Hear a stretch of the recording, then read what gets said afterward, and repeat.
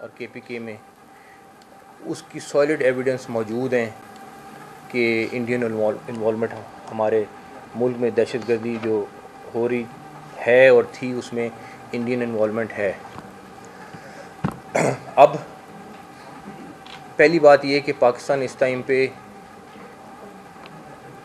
Economy के लिहाज से आप देखें प्रोग्रेस कर रहा है, स्टेबिलिटी के लिहाज से प्रोग्रेस कर रहा है, और उस दौरान इस तरह का वाक़या का नुकसान पाकिस्तान को है। इंडिया को फ़ायदा है, पाकिस्तान को नुकसान है। आप ये जितने दिन में ये सारा कुछ हो रहा है, और ये एक बात बड़ी इम्पॉर्टेंट है कि हर दफ़ा जब वहाँ पे कोई ना कोई बाहर का लीडर आया होता है उस टाइम ये वाक़या क्यों होता है। ये तीसरी दफ़ा इसी तरह हुआ है कि कोई बाहर का लीडर विज़िट कर रहा था तो और वहाँ पे ये वाक़या हो गया। तो पाकिस्तान अपने स्टांस में बहुत क्लियर है। पाकिस्तान एक पीसफुल मुल्क है, और एक चीज़ है कि अगर इसको छेड़ा गया या हमारे किसी किस्म के किसी हक़ को दबाने की कोशिश की गई तो ये एक एक बंदा 24 करोड़ में से वो लड़ेगा भी, और वो आखिरी दम तक लड़ेगा। तो इस बात में इंडिया को बड़ा क्लियर होना चाहिए। लेकिन दूसरी तरफ हम दहशतगर्दी चाहे दुनिया में कहीं पे भी है उसको कंडेम करते हैं। ये स्टेटमेंट पाकिस्तान की मुसलसल आ रही है और हमने हर फोरम पे ये स्टेटमेंट दी है। कुछ चीज़ें मैं एक छोटी सी वो मैं इंग्लिश में पहले पढ़ देता हूँ ताकि उसके बाद उसको उर्दू में भी डिस्कस कर लेते हैं, क्योंकि ये हमारा एक स्टांस है जो हम ले रहे हैं इसके ऊपर, इंडियन इंसिडेंट के ऊपर, ताकि दुनिया को क्लियर हो जाए कि हम कहाँ पे खड़े हैं।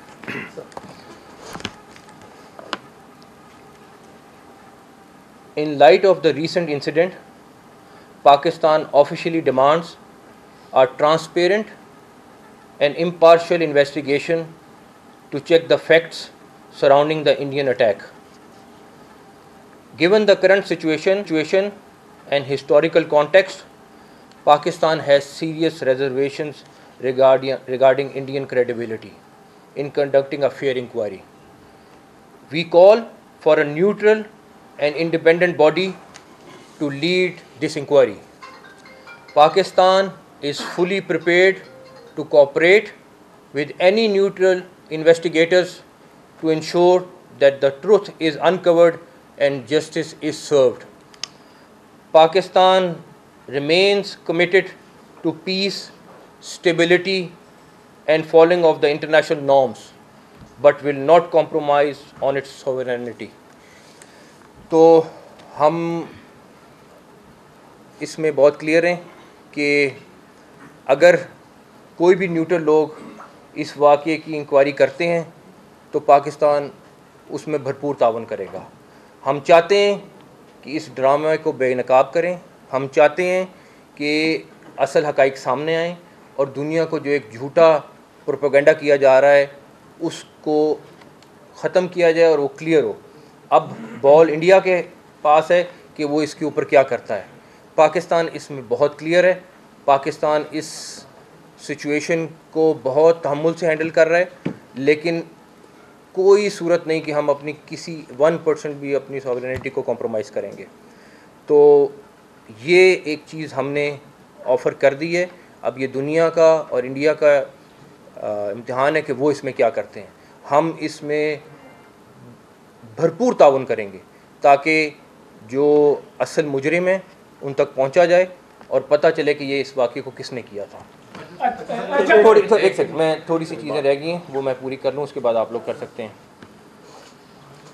दूसरे नंबर पर हमारे मुल्क में इस टाइम सीरियस किस्म का एक्सरसाइज इंडिया कर रहा है।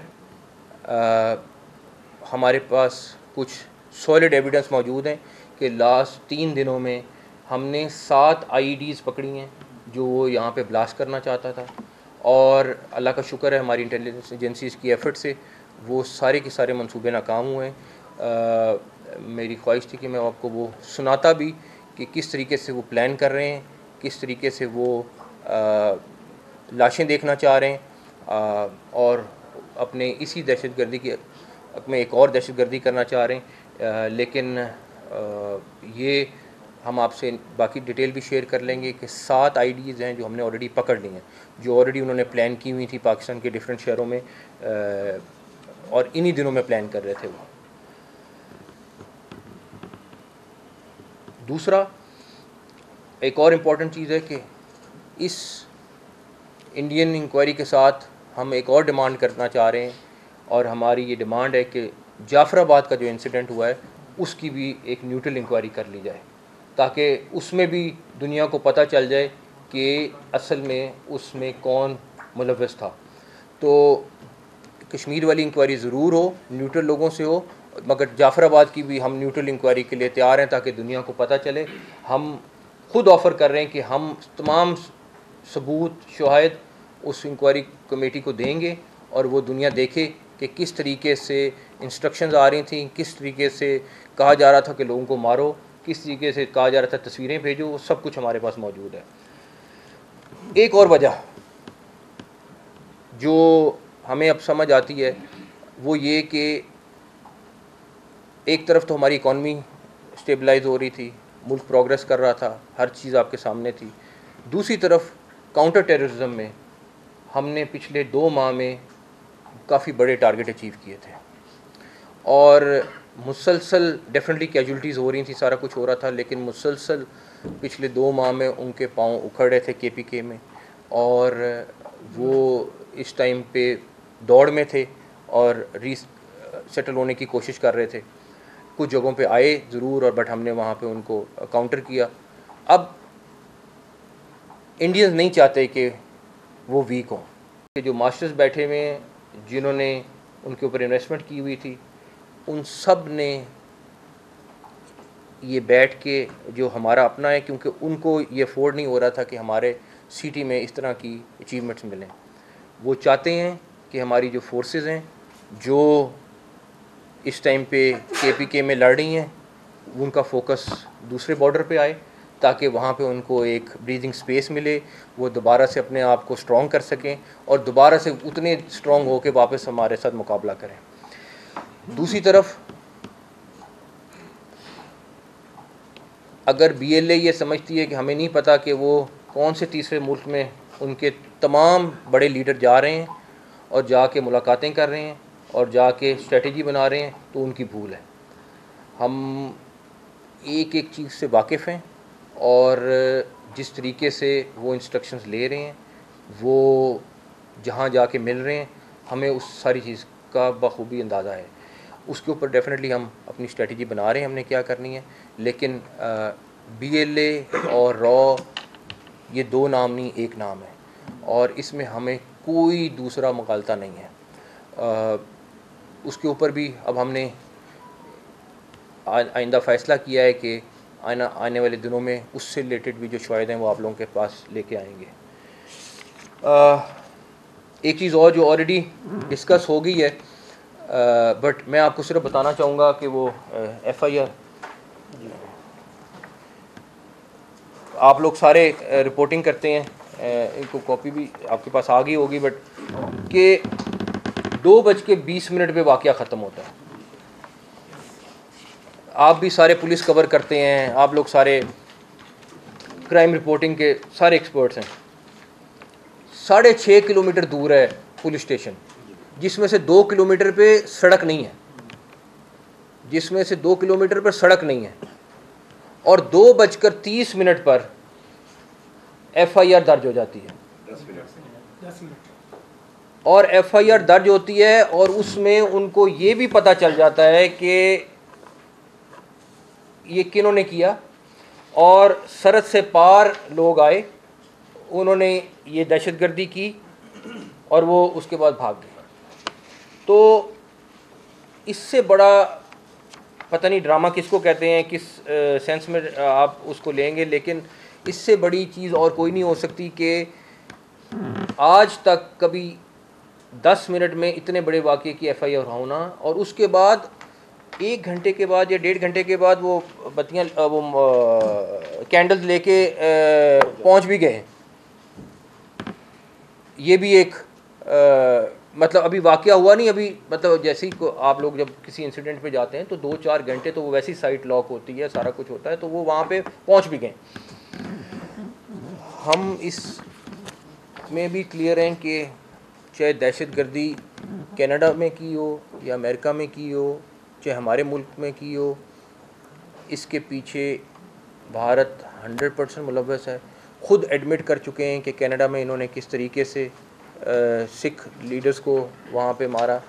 ख़ुद एडमिट कर चुके हैं कि टारगेट किलिंग इन्होंने कहाँ कहाँ पे की है। वो दुनिया को दहशतगर्दी नज़र नहीं आती। वो दुनिया को जिसको कहें कि सो कॉल्ड सबसे बड़ी जमहूरियत है, वो दहशतगर्दी कर रही है, वो नज़र नहीं आती।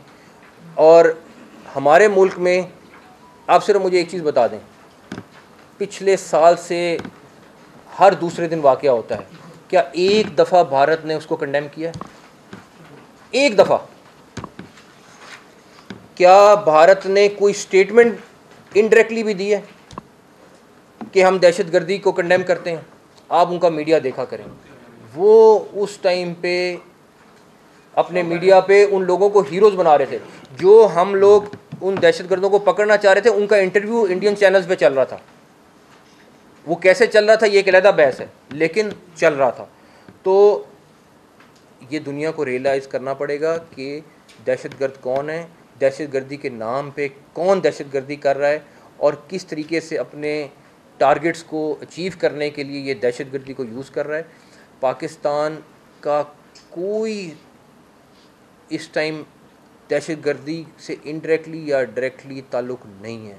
इंडियन जो अपनी वहाँ पे तहरीक चला रहे हैं वो इंडियंस का राइट है। हम इस चीज़ में बहुत क्लियर हैं कि इंडिया एक कश्मीर जो है वो एक नाज़ा इलाका है और ये यूएन की रेजोल्यूशंस के मुताबिक उसको हल होना चाहिए। उस स्टांस से हम किसी सूरत पीछे नहीं हटेंगे। अगर इंडिया ये समझता है कि हम उस स्टांस से पीछे हट जाएंगे तो वो भी कोई सूरत